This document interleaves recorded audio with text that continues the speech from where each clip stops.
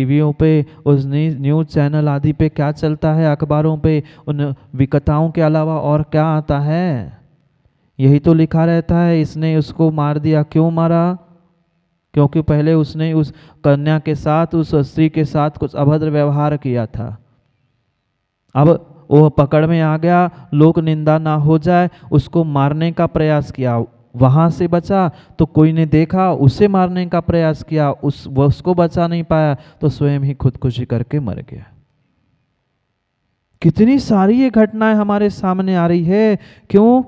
क्योंकि हम एक पाप को छुपाने के पीछे अनेकानेक पाप कर बैठते हैं। एक इंद्रिय नहीं, दो इंद्रिय नहीं, तीन इंद्रिय नहीं, चार इंद्रिय नहीं, साक्षात पंचेंद्रिय जीवों को कितना कितना हमने कुचल डाला।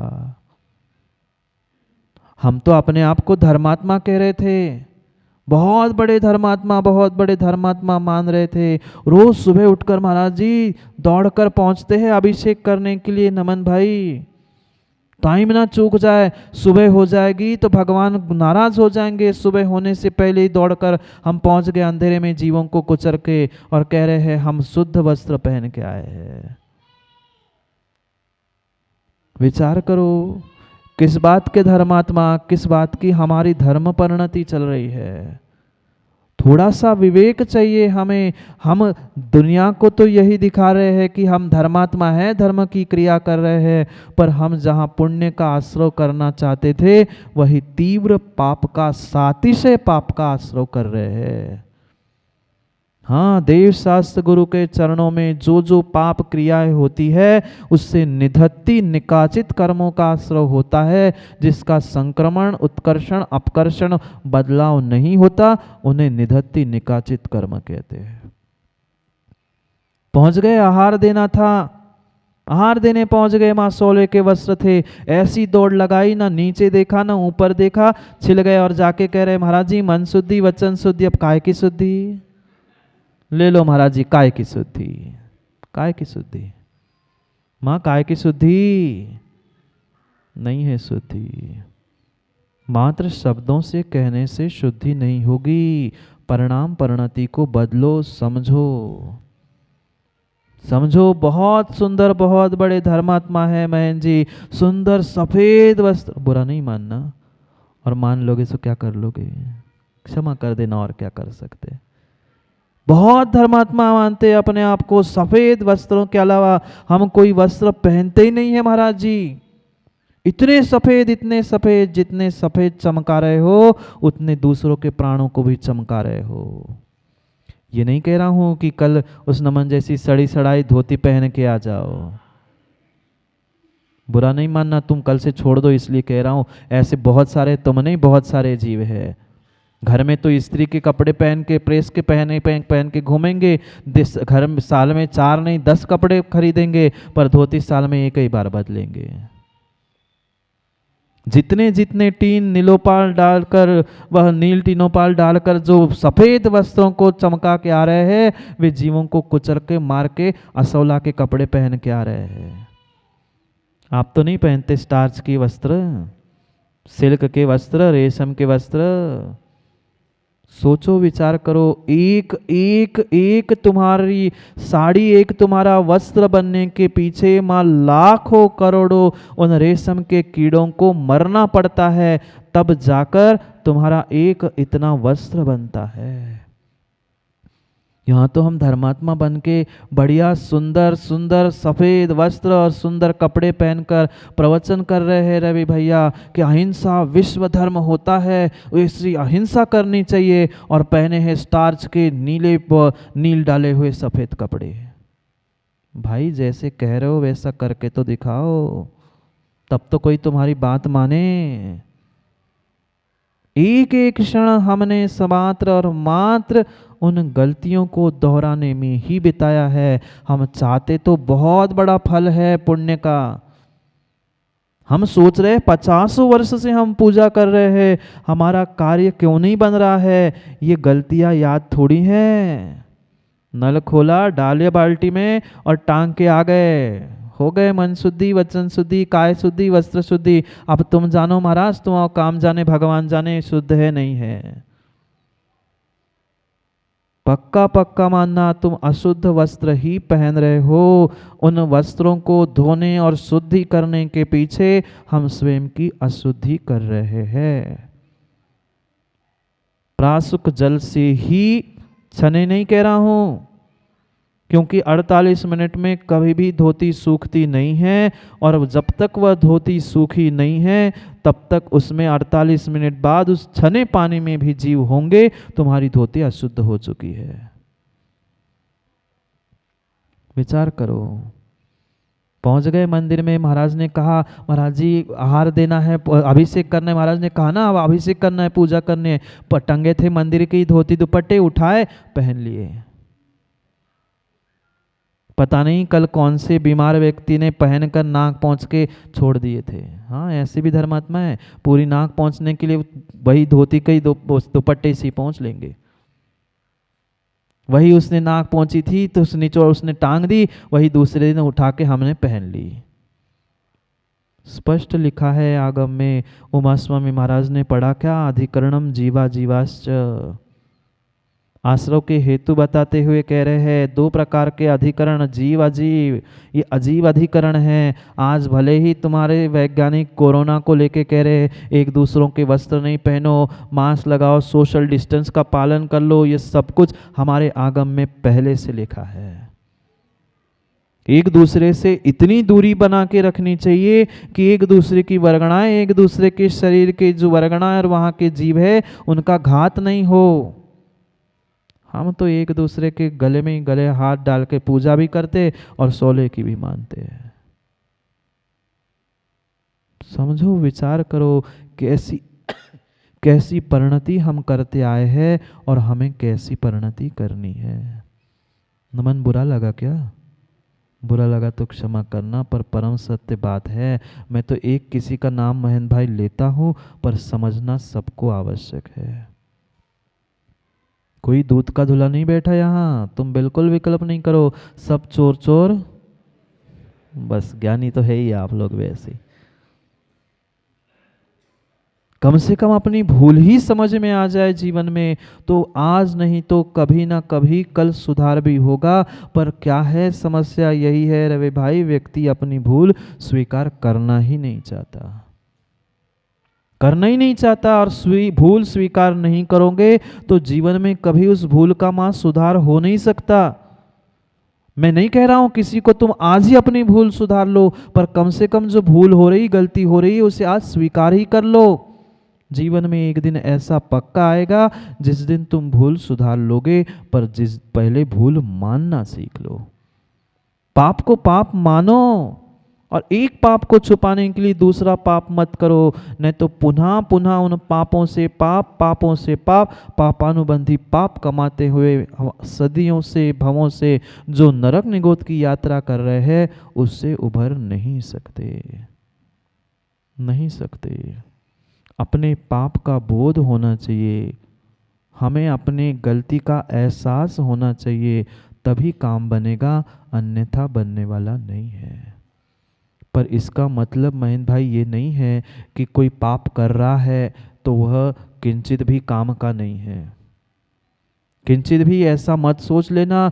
कोई मंदिर में गलती भी कर रहा है तो उसको भगा मत देना, क्योंकि ये पक्का है। आप कुछ व्यापार करते हो क्या महेंद्र भैया? मुझे पता है, पूछ रहा हूँ। आप जो मटेरियल सप्लाई करते हो वह तो बिल्डिंग है नहीं है, वह तो उसका कच्चा माल है ना। फिर रहते तो कच्चा माल में है कि लोग बिल्डिंग में? बोलो ना, लोग कहाँ रहते हैं? बिल्डिंग में ना। बिल्डिंग में रहते हैं तो उनको बिल्डिंग ही दे दो ना, कच्चा माल फेंक देना। क्यों माँ, आप लोग भोजन बनाते हो, रोटी बनाते हो, कच्ची की अच्छी? कच्ची अच्छी रोटी बनाते हैं तो रोटी आटे से बनाते हो ना। रोज आटे से रोटी बनाने के बाद जिस रोटी को लगाने के लिए आटा बचता है, थोड़ा सा आटा बचता होगा ना, रोज फेंक देते हो ना। क्यों? आज का काम हो गया, आटा फेंक दो। कितने ज्ञानी है। वह कोपर का थाली का आटा तो छोड़ दो महाराज जी, बचा हुआ साइड का भी उठा के उसका भी कुछ ना कुछ प्रयोग कर लेते हैं। कितने ज्ञानी हैं, देखना महेंद्र भाई, ये आटा, तुम्हारी लोहा, सरिया, ये सब कुछ कच्चा माल था, उसमें रहा नहीं जाता, ना आटा खाया जाता है, पर वही कच्चा माल पक्का बनता है, इसलिए कच्चा माल को भी संभालना होता है। ये बहुत सारे जीवों की गलती है, भूल है, कहते ये मिथ्या दृष्टि है, ये पापी है, ये अधर्मात्मा है, इसे फेंक दो, इसे दूर कर दो। नहीं, अगर उससे समय पर सम्यक बोध दे दोगे तो यही कच्चा माल कल तुम्हारे लिए पक्का माल बनेगा। फेंक देते हो नमा आटा, कोई 2-4 किलो बचता है क्या? एक आध कटोरी, आधी कटोरी, पर फिर भी उसको संभाल के रखते, महाराज जी कल पुनः काम में आएगा, कल पुनः काम में आएगा। ऐसे ही ये आज के मिथ्या दृष्टि, आज के पापी ही कल भगवान बनेंगे। ये कच्चा माल है और वे पक्के माल है, और ये बनने वाला बीच की प्रोसेस वाले काम है। पहचाने, समझे, पाप का भी बोध करे और पापी का भी बोध करे। लोग कहते हैं पापियों से घृणा करो, ना पापियों से करो, ना उनके पाप से करो, ना व्यक्तियों से करो। घृणा तो किसी से नहीं करना है, पर कम से कम अपनी आत्मग्लानि तो हमें होनी चाहिए। ये बहुत बड़ी हमारी कमी है, बहुत बड़ी हमारी कमी है। इस ब्रह्मांड की सबसे बड़ी कमी कोई है तो दूसरों की कमियों को खोजना है। ये सबसे बड़ी हमारी कमी है। अगर हमने दूसरों की कमी खोजी है तो ये हमारी कमी है। हम अच्छे कार्यों में अच्छा सहयोग तो कर नहीं पाते, पर मां दूसरों की कमियां अवश्य खोजते हैं। स्वयं के थाली में पड़ा हुआ गधा नहीं दिखता, पर बगल के थाली में पड़ा हुआ कंकड़ पत्थर भी दिख जाता है। स्वयं के पापों का बोध करने की बात कह रहे हैं। अगर प्रभु की चरण को, प्रभु को हमें अपने हृदय में धारण करना है तो पहले इस पाप रूपी इस पर्याय को जो हमने प्राप्त किया है, इस पर्याय में जो जो हमने पाप किए हैं, पहले उस पर्याय को, इस पात्र को शुद्ध कर लो। कोई अतिथि भी आता है, कोई रिश्तेदार भी आता है, तो माँ घर को साफ करते हो ना? फिर तो हम साक्षात सामायिक में परमात्मा को बुला रहे हैं। फिर परमात्मा के लिए वह तो महान महान महान अतिथि है, उनके लिए कितनी सफाई करनी होगी। आज प्रतिक्रमण की बात कह रहे हैं। जो जो मुझसे गलती हुई है, भूल हुई है, उस गलती और भूल को ही सुधारने की बात कह रहे हैं। स्वयं के प्रति, स्वयं की गलतियों के प्रति जो आक्रमण है, वास्तव में वही प्रतिक्रमण है। किसके प्रति आक्रमण? हम दूसरे के प्रति तो लेके पहुंच जाते हैं आक्रमण करने, हल्ला कर जाते हैं। अरे दूसरों पर आक्रमण नहीं करना, अपनी विषय वासना, काम, क्रोध, मान, माया, लोभ, ये जितनी जितने हमारे दोष है, गलतियां है, उन पे आक्रमण करो और उनको मिटाने का प्रयास करो। दूसरों को मिटाने से काम नहीं बनेगा। अपने आप को, अपने दोषों को और अपनी गलतियों को मिटाना होगा, तो जीवन में कुछ उत्थान का काम हो सकता है। प्रभु से कह रहे हैं, प्रभु मेरी तो से बनी, ताते करत पुकार। हे प्रभु, मेरी तो तुमसे ही बन गई है, अब तुमसे ही मैं पुकार कर रहा हूँ। जो मेरे से गलती हुई है, मैं आपके सामने आकर अपनी निंदा कर रहा हूँ। दूसरों की निंदा करते करते करते नीच गोत्र, निगोद आदि आदि पता नहीं कहाँ कहाँ मैं भटक के आया।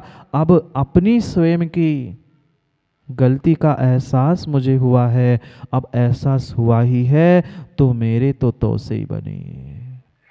भगवान तेरे से ही मेरी बन रही है। संसार में किसी जीव से मेरी अभी तक बनी नहीं। बनी क्या? बनती है राजकुमार जी? कितनों से बनती है? कहने की बातें है, मात्र मात्र कहने की बातें है। जब तक अपनी स्वार्थ की पुष्टि हो रही है, तब तक एक व्यक्ति दूसरे व्यक्ति की मान रहा है और एक दूसरे की बन रही है। तनक सी कुछ हो जाए सो पता चल जाए। इसलिए कह रहे प्रभु, दूसरे किसी से हमें कोई मतलब नहीं है।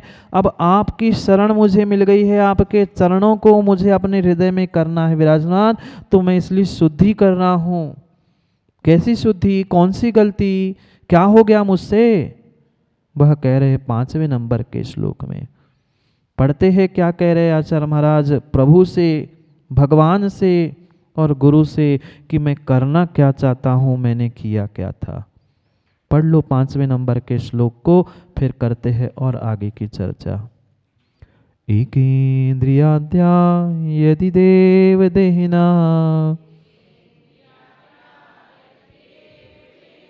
प्रमादता संचरता इतस्तता क्षता विभिन्ना मिलिता निपीडितः तदस्तु मिथ्या दुरनुष्ठितं तदा। ये हो गया आक्रमण स्वयं के प्रति। जो स्वयं की भूल थी, गलती थी, उस स्वयं की भूल को सुधारने का पुरुषार्थ चल रहा है। बहुत सारे जीव अपने भूल को भूल जाते हैं और बहुत सारे जीव उन भूलों में ही उलझ कर रह जाते। ना हमें अपनी गलतियों को भूलना है, ना गलतियों को ही सोचते सोचते हीन भावना से पुनः पाप कमाना। दोनों प्रकार की माँ गलती है। अगर अपनी गलती को भूल ही जाएंगे तो उसमें सुधार नहीं होगा, और उसी गलतियों को दोहराते हुए उसके ही बारे में सोचते रहेंगे तो भी हमारा उद्धार नहीं होगा। गलती हो गई, अब गलती को समझो और गलती को सुधार के आगे बढ़ने का प्रयास करो। अगर वही गलती और भूल को सोचते चिंतन करते रहोगे तो तुम्हारा चिंतन नहीं, वह चिंता में बदल जाएगा, और चिंता कल डिप्रेशन में, और डिप्रेशन पता नहीं कहाँ कहाँ पहुंचा देगी। इसलिए हो गई गलती, ठीक है, श्रावक है, गलती होगी, अब गलती को दोहराना नहीं, ये सबसे बड़ा हमारा कार्य होगा। इसलिए तीनों बातें कह रहे हैं। मैंने जो गलती की है वो तो गलती का मैं प्रतिक्रमण कर रहा हूं, पर आने वाले समय में भी पुनः मुझसे ऐसी गलती ना हो, इसलिए प्रत्याख्यान भी कर रहा हूं। कितना प्रत्याख्यान यानी त्याग, कितना किया? दूसरों की प्रत्याख्यान का तो व्याख्यान किया, पर स्वयं का प्रत्याख्यान का त्याग का मतलब ये नहीं है दिखावा कर ले, पर सत्य सत्य जो गलती है उसे पहचानना और उसे दूर करना भी आवश्यक है। क्योंकि श्रावक है, मात्र श्रावक के लिए नहीं, साधुओं के लिए भी गुलाब चंद जी कहा है प्रति समय प्रतिक्रमण करते रहो।